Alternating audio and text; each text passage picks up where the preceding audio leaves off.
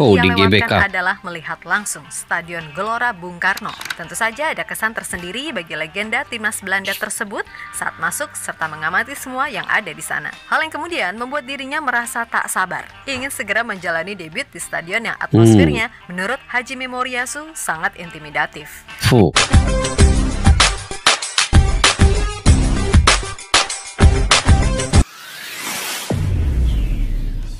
Assalamualaikum dan salam persaudaraan, salam sepak bola. Selamat bertemu kembali guys di channel Askalani Studio. Oke, sebenarnya guys, apa yang saya ingin katakan di sini sebelum saya reaksi video ini ya. Saya akan reaksi satu video, tapi satu, saya punya perasaan, saya punya insting ya. 20 Maret Indonesia lawan Australia.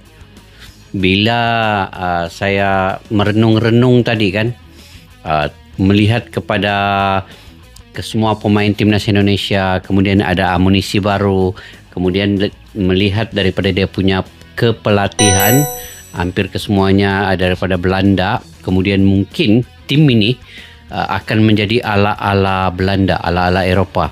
Dari segi cara permainan itu pasti akan menggunakan sistem menyerang dan position ball. Pasti Indonesia kali ini akan menguasai bola dan menyerang.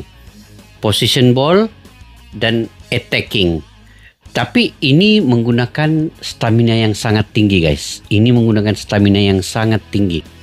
Jadi kemungkinan sebelum perlawanan di bulan Maret Indonesia melawan Australia itu, pasti akan ada latihan-latihan yang keras, latihan-latihan yang mungkin memenatkan, meletihkan, tapi akan membentuk stamina yang sangat tinggi nanti.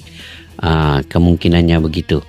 Itu daripada segi saya punya insting melihat kepada dari masa ke semasa, cara pembawaan pelatih yang baru, ketua pelatih yang baru yaitu Patrick Kluivert dan juga ke semua asistennya itu mungkin ada perbedaan dikit ya, dari segi taktikal dan juga daripada segi kekuatan stamina, dan mungkin perencanaan atau perancangannya itu menggunakan sistem mungkin formasi yang lebih ke depan, mengutamakan serangan-serangan pantas ya.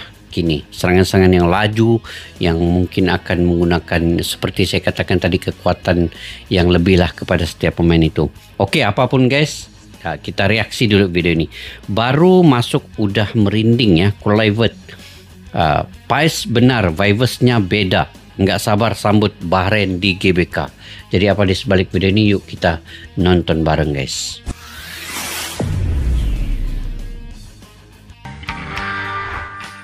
Setelah menjalani preskon, Patrick Kluivert diketahui langsung melakukan beberapa agenda di Indonesia. Yap, untuk awal-awal terlihat masih santai. Memang adaptasi segala sikon yang ada di Indonesia sangat diperlukan oleh Kluivert agar secara batin ia bisa lebih dekat. Dan sudah pasti, salah satu agenda yang nggak mungkin ia lewatkan adalah melihat langsung Stadion Gelora Bung Karno. Tentu saja ada kesan tersendiri bagi legenda timnas Belanda tersebut saat masuk serta mengamati semua yang ada di sana. Hal yang kemudian membuat dirinya merasa tak sabar, ingin segera menjalani debut di stadion yang atmosfernya menurut Haji Memoriasu sangat intimidatif. Di mana laga melawan Bahrain akan jadi laga perdana bagi Kluivert menjalani partai home. Jelas bagi dirinya, Bahrain adalah lawan yang nggak bisa dilupakan karena bagaimanapun saat menukangi timnas Curaçao, timnya dikalahkan dengan skor 4-0. Untuk itu, dengan materi pemain timnas Indonesia yang di atas kertas lebih bagus plus dukungan hebat dari supporter, Kluivert yakin bisa mengambil 3 poin sekaligus menuntaskan misi balas dendam pribadinya.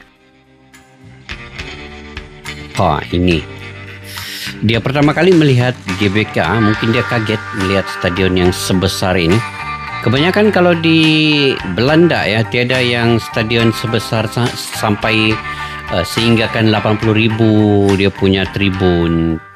Sana 30.000 saja. Beberapa waktu ke depan, Patrick Kluivert akan coba untuk beradaptasi dengan segala hal yang ada di Indonesia, mulai dari kultur, budaya, dan sebagainya. Pokoknya, ia ingin sebisa mungkin dalam tanda kutip menyatu. Biar apa? Ya tentu saja biar feel-nya menyatu, sehingga itu akan membuat semangatnya untuk memberikan yang terbaik jadi bertambah. Nah, salah satu agenda Clivert yang mungkin cukup dinanti adalah melihat langsung Stadion Gelora Bung Karno. Semua juga paham kalau stadion ini bagaimanapun punya magic tersendiri, yang bisa bikin siapapun kagum. Dan Betul. benar aja, baru masuk aja, Clivert tampak langsung dibuat takjub dengan segala kemegahan yang ada. Memang selama ini, ia hanya pernah melihat atmosfer GBK dari layar kaca. Namun dalam hal ini, ia udah bisa langsung membayangkan betapa ngerinya stadion ini kalau full. Meskipun begitu, ada beberapa catatan dari Clivert, yang mana itu disampaikan oleh Pak Menpora, Dito Aryo Tejo. Beliau sangat kaget lihat GBK, bagus sekali katanya. Memang dari stadionnya fasilitasnya sangat baik. Ya tapi kalau beliau kan anak bola banget ya, jadi katanya wah kalau dibikin lapangan yang nggak pakai atletik lebih seru. Tapi beliau sangat antusias melihat GBK. Ya beliau pastinya fokus intinya bagaimana rumput GBK harus baik. Lebih lanjut, meskipun salah kaget satu ya. hal yang perlu diperbaiki adalah soal rumput, namun ia yakin semuanya akan bisa dikerjakan dengan maksimal. Karena ya gimana, dasar permainan yang akan ia kembangkan adalah bola-bola pendek. Kalau rumputnya bapuk, ya itu malah akan jadi bumerang. Di luar itu, Clivert sekali lagi merasa tak sabar untuk menjalani debut di GBK. Terlebih lawannya adalah Bahrain, tim yang pernah mengalahkan timnas Curaçao saat itu. Oke guys, sebentar. Kalau Clivert pun sudah nggak sabar ya untuk menantikan laga partai perdananya melawan Australia dan melawan Bahrain nanti di GBK. Apatah lagi kita ya, yang sehingga kini masih pikiran kita kan bercelarut ternanti-nanti tertunggu-tunggu perlawanan partai perdana antara Indonesia dengan mungkin Australia lah. Itu pembukaan yang perlu kita nantikan. Apakah kesudahannya? Tapi seperti yang saya katakan tadi di awal video ini, insting saya punya kekuatan perasaan itu, Indonesia ini bisa mencipta kejutan kemenangan ke atas Australia main di Sydney nanti guys. Tapi itu perasaan itu kan tiba-tiba datang. Kemungkinan begitulah. Tapi tidak tahulah, mungkin di sebaliknya nanti kita pun tidak tahu. Kalian mungkin juga ada insting yang berlainan mungkin. Jadi nanti tidak apa, nanti kalian komentar, mungkin kalian ada perasaan yang macam-macam kan. Bisa dikomentarkan di bawah guys. Oke, kita lanjut. Saat ia masih jadi pelatih 4-0, pastilah ada rasa greget ingin balas dendam. Apalagi di atas kertas, kualitas pemain Indonesia masih lebih bagus. Tapi ya perlu diingat, kalau si Bahrain berani datang, kan gitu. Dan merujuk pada apa yang pernah diutarakan Martin Paes dalam preskon FC Dallas, Clivert sekali lagi mengakui jika vibes di Stadion GBK sangat berbeda dan terasa spesial. Yap, dalam preskon Martin Paes, ia bahkan berani menantang para wartawan Amerika untuk datang langsung ke GBK dan melihat sendiri gimana gilanya supporter timnas Indonesia dalam memberikan dukungan. Maka hal yang wajar jika pelatih Jepang Hajime Moriyasu menyebut kalau atmosfer di GBK itu sangat-sangat intimidatif. Dan itulah yang sejatinya dialami oleh Arab Saudi yang di laga November lalu benar-benar kena mental sampai akhirnya kalah 2-0. Wah, ini Martin Paes, guys. It's nothing like it. I think it's maybe a little bit similar to Boca Juniors or River Plate, which is more familiar to the US, what they know. But it's insane. The passionate of the fans there. Every home game we play for 85,000 people. Tinggal guys, dia bilang 2 ultras on both. 85.000 orang penonton yang memadai, stadion terjual habis, 2 ultras. So it's kedua sisi. Itu I think luar biasa. Like that loyalty and that support just deserves a World Cup. And I think also you see on social media how loyal and passionate they are. It's been incredible, and I think we have a bigger shot this year at it, than normal maybe, because we're now 1 point away from it, and even if we end up third or fourth. There's still a big chance that we go through. So of course we want to clinch it as soon as possible. But it's a big challenge, and what I said, March is a very, very important window for us. Ditantang media-media oleh Agenda Paes, yang ha? udah pasti penting akan dilakukan oleh Kluivert adalah memantau kondisi Liga 1. Menurut Pak Erik, Kluivert sendiri memang cukup antusias ingin mengembangkan para pemain yang ada di kompetisi dalam negeri karena bagaimanapun itu adalah pondasi penting untuk keberlangsungan tim nasional. Untuk itu, ia akan mencoba memantau pertandingan-pertandingan di Liga 1 walaupun Mimin atau kalian deh menjamin kalau Kluivert akan disajikan hal-hal menarik di luar sepak bola ketika nonton Liga Indonesia. Ya, taulah apa. Nah, Pak Erik sendiri mengatakan jika Kluivert akan hadir nonton pertandingan Dewa antara United Persija vs versus Persija. Dewa United 8 Februari mendatang. Yang mana selain memantau pemain-pemain langganan timnas seperti Witan, Rizky Ridho, Ferrari, Egy, dan Kambuaya, Kluivert juga pastinya ingin melihat potensi-potensi dari lainnya. Kok ada yang lumayan? Ya udah, bisalah dipantau dulu, kan gitu. Terus Wah, men-scouting Bapak Erik. para pemain lokal. Salah satunya U20 yang hari ini sedang latihan di Stadion Madia bersama Coach Indra Safri. Dan mereka juga akan kembali lagi di awal Februari untuk memastikan juga memantau para pemain tim nasional yang bermain di klubnya masing-masing. Ya, kalau tidak salah 8 Februari itu ada pertandingan Dewa dan Persija, di mana 5 pemain tim nasional ada 3 di Persija, 2 di Dewa. Ingin dipantau langsung, sekalian melihat juga infrastruktur dan juga pemain-pemain potensi lain. Yap, terlepas dari apapun, pokoknya kita harus sabar dan memberikan waktu pada Kluivert harus untuk adaptasi dulu tenang. dengan sikon di Indonesia. Baru nanti setelah semua staf pelatih baru terbentuk, yang kira-kira akan fix semua pada Februari, maka di saat itulah Kluivert dan kawan-kawan akan mulai menyusun segala hal yang akan dipersiapkan untuk menyambut 2 laga terdekat, yakni melawan Australia away dan melawan Bahrain home. Target Ini minimalnya jadwalnya. adalah 4 poin. Namun untuk meraih 6 poin dirasa memang bukan hal yang mustahil.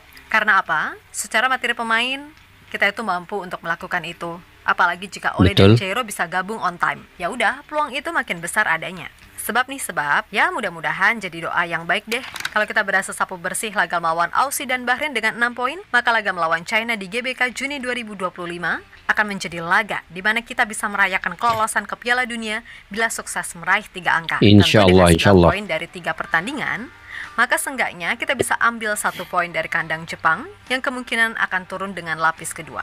Itu udah sangat-sangat bisa membawa kita lolos. Kembali lagi, apakah kita bisa? Ya, bisa-bisa aja. Dengan catatan kalau semua elemen timnas bersatu. Nah, kalau masih mentingin ego, ya jangan harap bisa raih penuh, kan gitu. Untuk itu, semoga dengan waktu persiapan yang terbilang singkat, Patrick Kluivert beserta semua jajaran pelatih baru bisa memberikan hasil maksimal untuk publik tanah air. Oke? Kita Garuda. Oke guys, macam tidak sabar juga ya melihat perlawanan pertama nanti ini di antara Indonesia dengan Australia. Kalau Patrick Kluivert juga tidak sabar, nggak sabar ya menanti perlawanan ini, apatah lagi kita ya. Tetapi yang pastinya dengan melihat keadaan stadion di GBK itu mungkin satu kaget terkejutnya Patrick Kluivert melihat begitu banyak tribun sehingga mencapai kapasitas 80.000 ya. Kalau di Belanda saya pikir dia hanya paling tinggi pun 40.000. Tidak ada yang sampai ke 80.000. Dan kalaulah dia melihat suasana stadion itu nanti ketika melawan Bahrain, betapa susah hendak diperkatakan guys ya. Kalau suasana seperti yang saya nonton sendiri Indonesia lawan Australia yang kemarin itu, gila macam satu pengalaman yang sangat menarik, pengalaman yang sangat saya akan simpan kenang sampai bila-bila. Seolah-olah kalau saya lah perasaan ketika itu seolah-olah saya ini adalah sebahagian daripada warga negara Indonesia yang sama-sama ingin membakar semangat para pemain untuk bermain sekuat mungkin tenaga, menggunakan kekuatan mental, kekuatan fizikal untuk menang pada saat itu. Tetapi ketika itu seri ya 0-0 dengan Australia. Tapi dari segi cara permainan, susun aturnya, memang Indonesia itu kira melawan juga. Cuma kekuatan dari segi fizikal ketika itu Australia lebih mumpuni keadaan fizikalnya. Apapun kita akan mendoakan yang terbaik dan semoga saja amunisi baru seperti Oli Romeni, Jairo Redewell, Milano Jonadan, Pascal Struijk, Ian Matsin ini ada perkembangan yang bagus. Ada dia punya dokumentasi semua sudah disediakan dan hanya tinggal mengambil sumpah WNI sebelum Maret nanti. Kita mendoakan mereka itu bisa bermain untuk kekuatan kepada timnas Indonesia itu. Saya pasti dengan adanya kekuatan di bagian lini serang itu, Indonesia ini akan menjadi tim yang sangat kuat dan memang pada saat ini kita belum lagi mengetahui secara realitasnya bagaimana kekuatan itu, tetapi kalau melihat kepada pengalaman pemain-pemain yang ada di timnas Indonesia itu bisa mengalahkan Bahrain, mengalahkan China dan kemungkinan besarnya kejutan di Sydney nanti bisa juga mengalahkan Australia. Itu kalau melihat daripada kekuatan pemain dan materialnya yang ada sekarang dan saat ini dengan tambahan amunisi baru itu tadi, dengan kekuatan kepelatihan yang semuanya punya pengalaman yang sangat luas, yang sangat bernilai pengalaman ini yang disediakan oleh Bapak Erick Thohir. Jadi kita doakan guys sama-sama. Oke, mungkin kalian punya pandangan pendapat sendiri, kalian boleh komentar di ruang kolom di bawah. Sampai kita jumpa lagi guys di video yang akan datang. Assalamualaikum warahmatullahi wabarakatuh. Bye-bye. Askalana Studio untuk kita channel yang bereaksi tentang apapun yang ada di Indonesia, channel YouTube dari Malaysia di Askalani Studio. Jika mau tahu tentang Indonesia, ayo like and subscribe channel kami Askalani Studio.